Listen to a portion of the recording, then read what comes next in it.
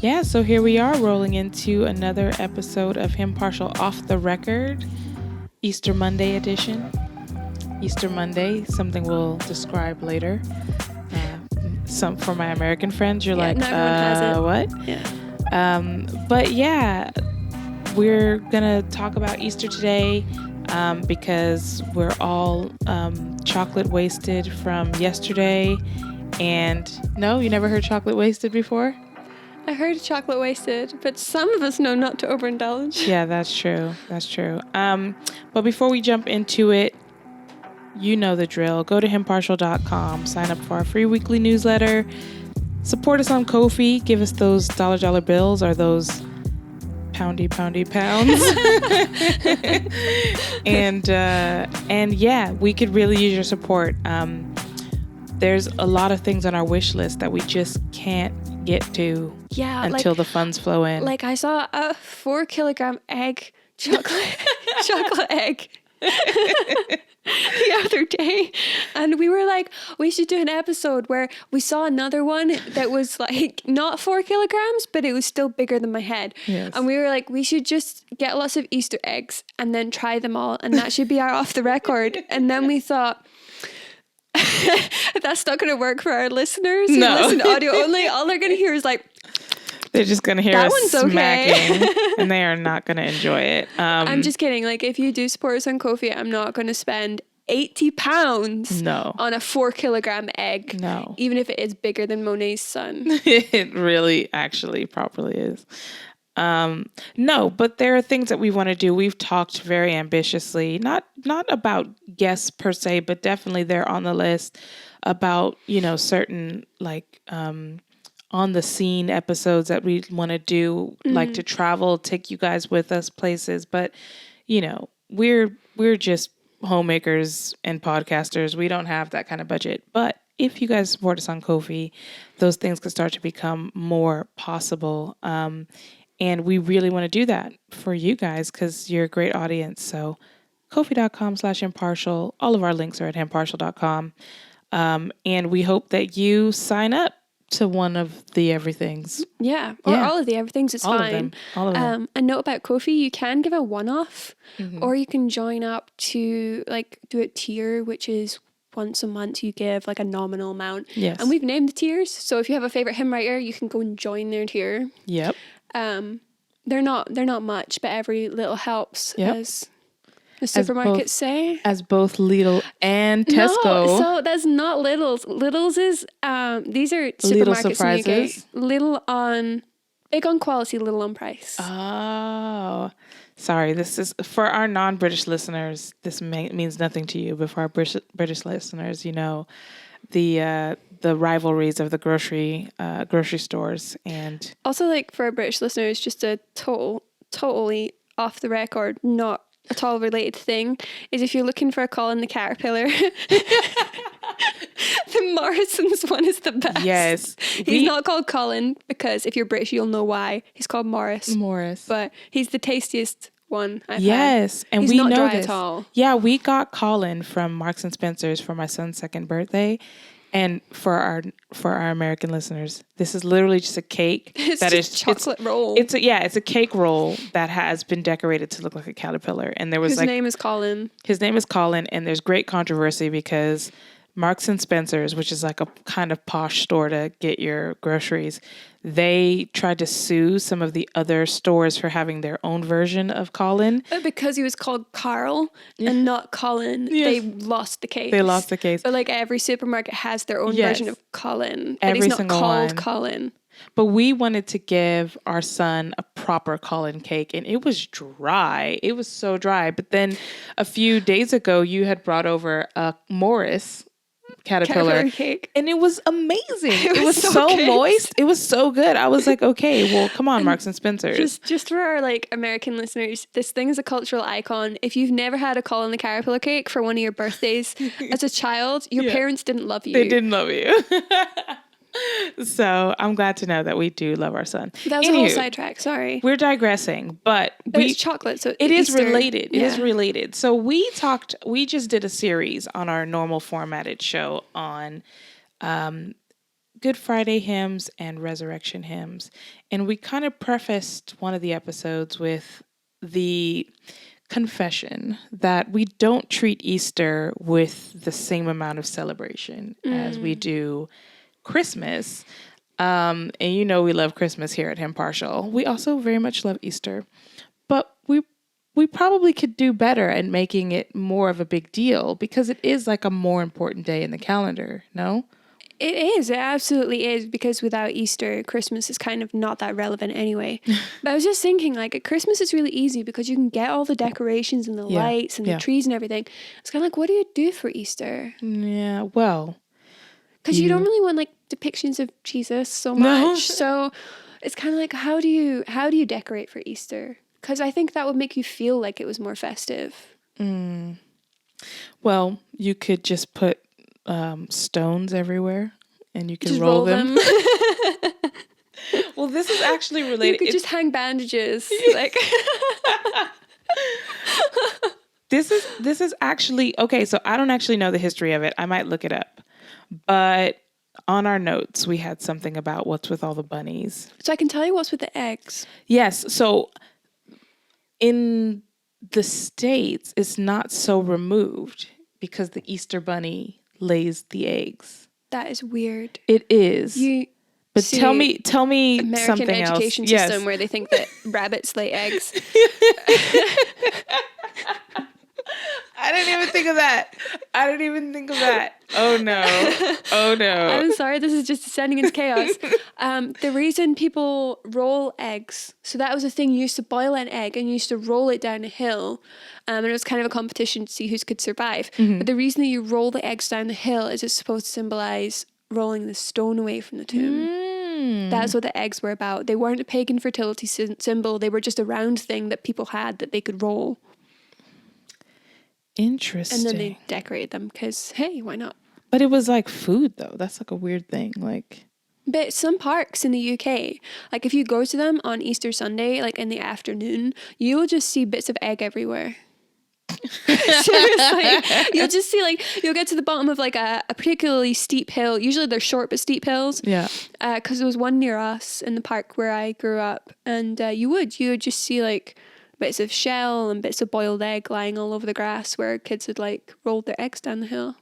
That's so strange. It's no stranger than a rabbit laying eggs. They're all strange. It's all strange to me because, okay, so I've actually just looked this up, Easter Bunny, and this is our good friend Wikipedia, so we know it's 100% true. It says the Easter Bunny, also called Easter Rabbit or Easter Hare, is a folkloric figure and symbol of Easter depicted as a rabbit, sometimes dressed with clothes, bringing Easter eggs. I know it's a rabbit. Originating among German Lutherans, the Easter Hare originally played the role of a judge, evaluating whether children were good or obedient or disobedient in behavior at the start of the season of Eastertide. Similar to the naughty or nice list made by Santa Claus, as part of the legend, the creature carries colored eggs in its basket, as well as candy and sometimes toys, to the homes of children. As such, the Easter Bunny again shows similarities to Santa. The custom was first mentioned in Georg Frank von Frankenau's De Ovis Pauschalibus. Things are starting to descend into chaos. Referring to a German tradition of Easter hare bringing eggs for children. So that's where that comes from. We got this from Germany. I can see why. I can see how less. I don't know what to call them. Why the pagans would claim that it's a pagan thing because rabbits are a symbol of fertility.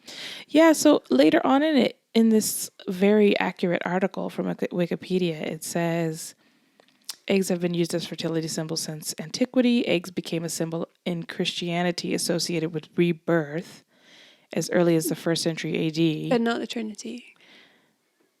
Because it's a whole thing. Okay. Like you can't describe the Trinity like an egg. Oh, yeah. No. As a special dish, eggs would probably have been decorated as part of the Easter celebrations. Since the 1st century. No. This is it's not said. Oh. Later, German Protestants retained the custom of eating colored eggs for Easter. So it's an old tradition. We didn't steal it. No. and adapt it. That's so But the bunny weird. thing was a German thing because Yeah. Interesting. I would never have guessed that it came from Germany. Honestly, neither. I would never ever guess that. See, I seen Rise of the Guardian, so I assumed that the Easter Bunny is Australian, actually. Have you seen No. Rise of the Guardians? No. The Easter Bunny's in it, and he's Australian. It's like, I'm not a rabbit, I'm a bunny. Anyway, that's a whole side. So that's what's with the bunnies and the eggs, I guess. But just one more point on this before we get personal. I don't get where Easter egg hunts come from, because that's the thing that we do in the States. No, that's just a consumerist thing. It's insane. Like Let me look this up. I know like a lot of public parks, youth centers, blah, blah, blah. They all put on like a huge Easter egg hunt. I mean, I remember multiple times, the church that I was saved in, we would participate with other local churches in the area and put on an egg extravaganza. Yes. And it was cool because we like had booths or whatever to like give out leaflets for our churches, but it was just a huge like children's event. And we would get like thousands of these little plastic eggs and fill them with candy. And we would just like throw them out in the tall grass. It wasn't that tall. It's not American. Is it not? Where'd it come from? Finish your story. Well, long story short is that this was like a huge thing. It was a huge endeavor. And so like a lot of families would do this too, like on a family level. Like they would wake up at like 5 a.m. and then go around the house and hide eggs and like tell their children like, okay, there's 20 eggs or whatever. You got to find all 20 before we go to church or whatever. And they would like go and they'd be like in creative places, or they would have like these huge, like, I mean, you could probably still get them because it's America, but you would like be driving down the street and there would be like people selling huge Easter egg or Easter baskets on the corner. And it would just be like a huge basket with like a bunch of chocolate in it and maybe like some bunnies or something, like maybe like an Easter crossword or something. And that's what you would get. It was just like a day about chocolate. It was so chocolate centric. Do you know what? I think it's Aldi, the supermarket. But last year, well, a few years now actually, because their chocolate's just really good. Well, actually, it's not good chocolate, but I associate it very strongly. Like it's nostalgic for me because we used to get the ornaments at Christmas and we get an Easter egg at Easter. Anyway, Aldi's do like a whole chocolate chicken. It's hollow, but it's like maybe 10 inches high, and then it's about the same across, and it sits on this chocolate nest, and then it has all these little eggs inside the nest. Yeah. And my mum bought us all those last year, and I think we went home with 2 and somehow ended up eating 4. And I don't know where the other 2 came from, but those things were breeding in the cupboard. Anyway, the custom of the Easter egg hunt. Guess which country it came from? Germany? Yes. What? Guess which of our favourite reformers kind of started it? No. Who? Luther, apparently. Really? Apparently so. Like, Martin Luther, during the Reformation, would organise egg hunts for his congregation. The men would hide them for the women and children to find. Because it's a nod to the story of the resurrection, in which the empty tomb was discovered by women. So the men would hide them and then the women would find them. Kind of weird. Interesting nod. But the other reason is because in the Catholic Church during Lent at that time, you weren't allowed to eat eggs. You weren't allowed to eat meat, but eggs was included in that. Oh. Fish wasn't necessarily, which is why in Catholic doctrine, the capybara is a fish. What's a capybara? Capybara is a giant guinea pig thing. They classed it as fish because they told the priests, popes, whoever makes the laws, that it was a water-dwelling creature, and they were like, sure, it's a fish. And it meant that the explorers could eat meat when they weren't supposed to. So fun fact, we're way off track now. Yes. But apparently it's a Lutheran tradition linked to the Easter hare, but about the women and children as well being the ones who discovered them. Who would have thought? I just, honestly, if you know history, you're probably like, This could be totally wrong. I just pulled up an article and was like, oh, it's Luther. I mean, there's probably some truth to it. It might Yeah. not be 100%, but maybe it's like 2% true. some dude named Luther. I'm here for Luther just being like, I've hidden all the eggs. You just think though, like if you're using real eggs and you like properly hide one of these eggs and it doesn't get found, like, oh goodness. If you had a plastic egg with chocolate in it, like it's probably going to be fine if you find it 6 Just months don't later. open the egg. Yeah. Well, no, I mean like it'll be like, chocolate M&Ms or something like that, Smarties, whatever. Oh, okay. But if you lose like a proper egg, like a You wouldn't lose hard-boiled it for egg long. or like that's true. You'd be like, man, it really stinks in here. Where's that egg? We only found Although, 7 out of 8. You were saying about like hiding 20. I would be that mother who numbers them, and I would have like 1, 2, 4, 5, 6, and then just let them spend the rest of the day looking for an egg that doesn't exist. Warning to any future children that come into the Peregrino house, your mother is going to torture you.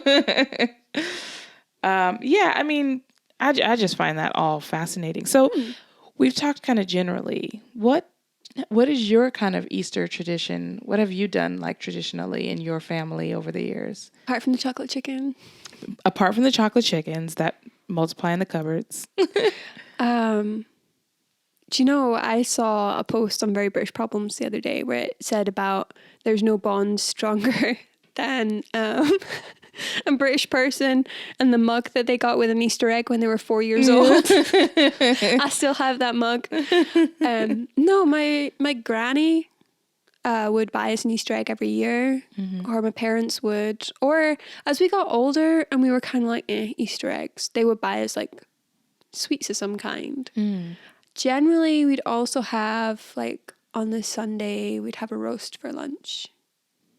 Nice. As far as I remember, I could be wrong. My mom's going to be ringing me up, like, what are you talking about? But often, like, as far as I remember, we might put a tablecloth on the table. Really fancy. But yeah. Yeah. Was it anything specific you did, like church-wise, that stood out over the years? We went to church. Besides going to church? Which didn't stand out because we did that every Sunday. Yes. Yeah, that didn't stand out. Not really. I'm trying to think. I mean, we've been in a few different kinds of churches. So we I've done a share of Easter egg hunts with chocolate eggs, not real eggs. I remember when we still lived in England, when I was about 4 years old, our school had an egg painting competition. Nice. Where you decorate the eggs. Yeah. And the one I remember, because I was so impressed with it, was someone had built like a little Darth Maul. Because this was like when I was 4, so you were talking 24 years ago.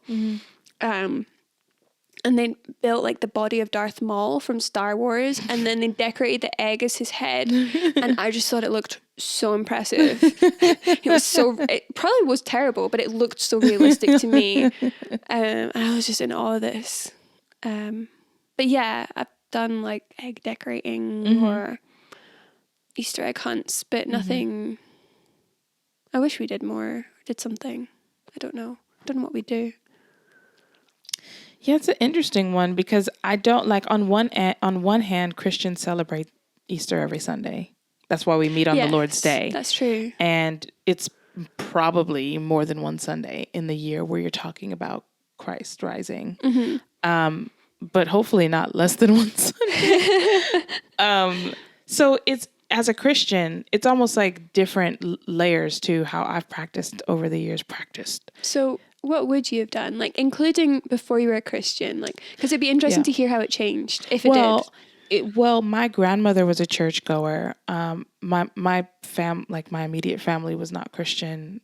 Like, we weren't churchgoers at all. But for Easter, everyone, it was, what do they call it? CEO Christians, church and Easter only or whatever. Like, have you heard that phrase before? I haven't, but I know of Hatches, Matches, Dispatches. Do you know that one? No. Hatches, Matches, Dispatches are people who only ever go to church to christen their kid, get married or die, have a funeral, basically. That's the... Yes. Yeah. So, yeah, that was basically... If I was staying with my grandparents, I went to church with my grandmother. Or if it was Easter, I don't think really Christmas, but Easter, And so it would be like a thing. Like you had to have an Easter dress. Like it was like a fancy Easter dress that you had to have. Okay. And we always wanted, not every year did we get it, but we always wanted one of those giant Easter baskets with all the candies and the toys in it. And I did get them a few years, usually through like a cousin, like one of my cousins, her dad like had a lot of money and spoiled her a lot.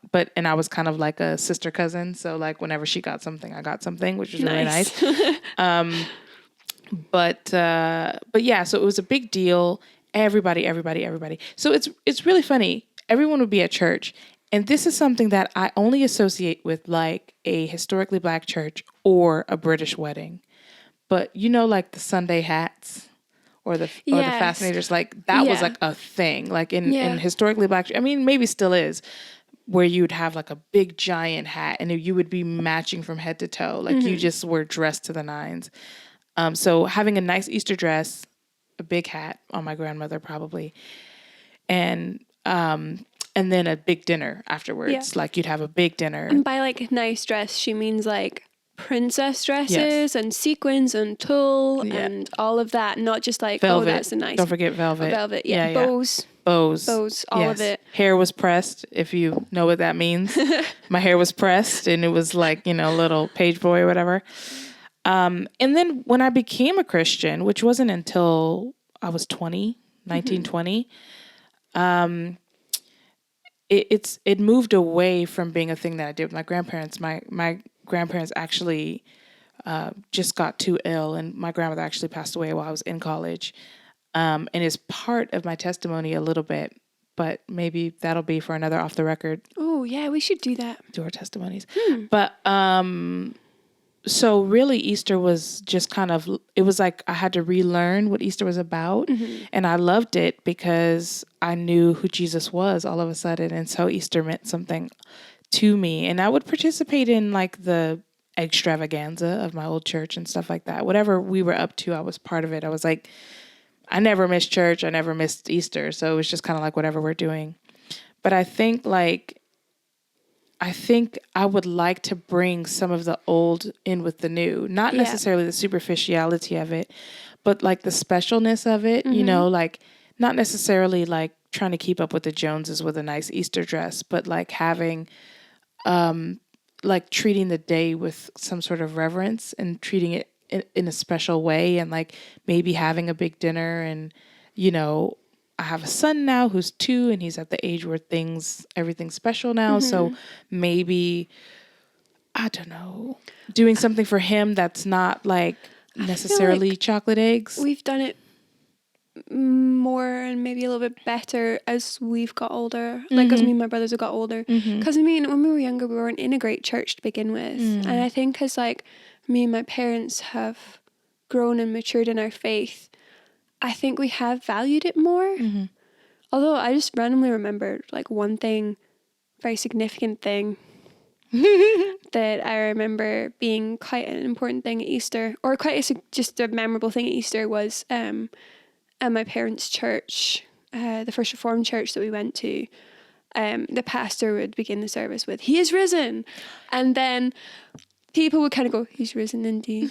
And like, that was the one time the congregation like responded. The whole year they were like, "He's risen indeed." That was the other thing. Yeah. So that I learned that when I became a Christian, that kind of call and response, "He is risen indeed." And first time I was like, were people saying like, what is this? How do they all know what to say? See, that's not strange for an American. Americans will be like, "He's risen indeed." And like the not so great church that we'd been to before, they never did that. And so it's like, when people sing up and they're like, stand up and they're like, "Let's sing the doxology," and you're like, "I've never heard this before. I'm just gonna smile and like they don't put the words up or anything," and you're just like, "I don't know what's happening." No, but what's interesting about that you just reminded me of, I did think of it earlier and then you reminded me of it, is that call and response.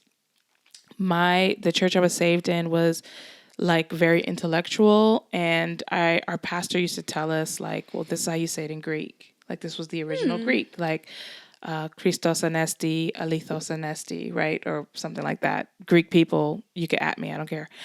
And so when I turned 21, my mother, who's not a Christian, she was like, I know you've been wanting a tattoo, so I'll pay for your tattoo. What do you want to get? And I was like, well, I want to get Christos Anesti on my body. Oh, people looking at me. So that's my one and only tattoo is actually an Easter greeting, but it's also it's a statement it's of every faith, Sunday. really. Yeah. It's Christ is risen. Christ is risen. And actually, funny story about that, and I won't go long because we're running out of time, but I was talking to my pastor at my old church, and I was like, yeah, I want to get Christos Anesti or whatever, or Christ is risen in Greek. Can you send it to me? And then I was also taking a class at my university called Greek Orthodox History. And so the professor was Greek and also a pastor. But I had asked him, and I asked my pastor, and my professor was like, yep, this is definitely all of those characters, exactly how you have it written. Because I had printed it out, like, this is exactly what's going to get printed on me. Yeah, because you don't want to get some random thing printed on your body. He was like, that's correct. So I went and got the tattoo. And then, like, the next week, I saw my pastor, and he comes up to me with a bit of paper, and he was like, is this what your tattoo looks like? And it was something totally different. And I was like, no. And he was like, Christ is alive, right? And I was like, oh, no. I was like, Christ is risen. And he was like, oh, no. What you have there is right. Oh, my goodness. Like, he gave me a full heart attack. I did research it a lot beforehand. I like looked up several sites and talked to real life people, but it was just like that tiny moment of panic, like, oh no, it says something else. And I've had Greek people like come up to me and see my tattoo and go, hey, Christos Anesti. And they were like, are you Greek? I'm like, no. Which actually leads me to one more point, and then I swear I'm going to stop talking. But the Greeks, like the modern day Greeks, they have a totally different Easter calendar. They don't celebrate Easter the same time we do. It was a whole thing about, I was reading about this randomly. Can't remember why, but I was reading about it and I was like, there was no debate about celebrating the resurrection in the early church. There was debate about when to celebrate it. Because there's two different kinds of calendars. There's a lunar calendar and then there's a different one, and they don't always sync up. So sometimes you'll think that Easter is over, and then like in April, May time, if it's a particularly late one, you'll be like, maybe your Jewish friends are celebrating Passover and you're like, wait, that was March. What? So it is to do with that. I was going to tell you something about the Gregorian calendar, but I'm not going to wind you up. I'll tell you off camera. Well, it's just funny because I do have a good friend who's from Greece, and she's like, it's a whole thing. Like, it's a whole, like, it's like a whole week long, month long, I don't know, like, celebration in Greece. I just remembered. So Easter Sunday, not so much, but Palm Sunday. I remember, like, sometimes church, they would have, like, palm things, and they'd, like, sing them. And yes. Oh my goodness. When I was 3 or 4, oh no, that was a nativity. Never mind. Our school did a nativity, and there was a boy who lived on a farm, and he got to play. Maybe it was actually the triumphant entry. Anyway, he was riding a donkey, an actual live donkey, through the school as part of this play. I don't even know why. His name was Adam. Why do I remember that? That's so bizarre. We've triggered a core memory of ours. I remember him coming through the automatic doors on a donkey and just being like, Anyway, sorry. Yeah. Well, we're actually out of time today, but let us know, how did you celebrate Easter this week? Or how have you in the past? Do any of these bring up core memories for you? Are you thinking, oh, gee, I remember Darth Maul, the egg. I remember my little velvet dress from when I was 6. Getting your hair ironed. Yeah, getting your hair pressed out for the fancy Easter dinner. But yeah, we do pray that, obviously Easter's over, but we pray that you guys had a lovely time. I just remembered, if any of you have had Simnel cake, Simnel cake is like a fruit cake, and then it has marzipan on top, and then it has 12 blobs of marzipan, and it's supposed to represent the apostles, and it's an Easter tradition. Oh, anyway, wow. Sorry. From where? I have no idea. We got to end the episode before I tell you my entire life story. Well, we do pray that the Lord will bless you and keep you. Bye. Bye. Bye.